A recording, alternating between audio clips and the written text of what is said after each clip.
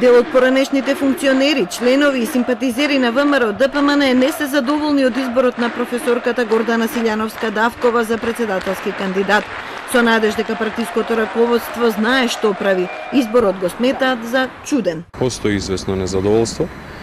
Мојот личен став говори дека и за мене лично беше многу чуден изборот, со оглед на фактот што станува збор за кандидат за председател кој што до пред неколку години беше еден од главните лидери, например, на професорскиот пленум, со кој што јас своевремено како министар, а потоа и заменик министар за образование имавме сериозно различни политички ставови по однос на политиката на високото образование, но без разлика, независно кој бил тогаш во право или не, бевме навистина сериозно различни во размислувањата и ставовите, и за мене е прилично интересно како после неполни 2-3 години се надминаат тие ставови и убедувања од двете страни.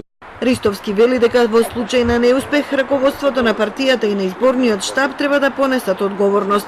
Подсетува дека во партијата има таква традиција и дека тој како прв човек на изборниот штаб лично е презел одговорноста за неуспехот на локалните избори 2017-та. Очекувањата мои се дека во зависност од резултатот на изборите треба да се има минимум политичка одговорност кај одговорните лица во партијата, независно дали се тие кандидати или не.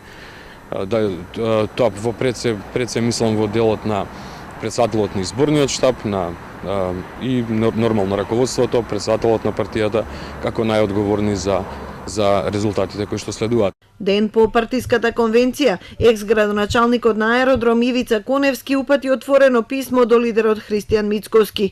Му испрати две пораки: да го обедини членството ако сака успех на изборите и да поднесе оставка доколку ги изгуби.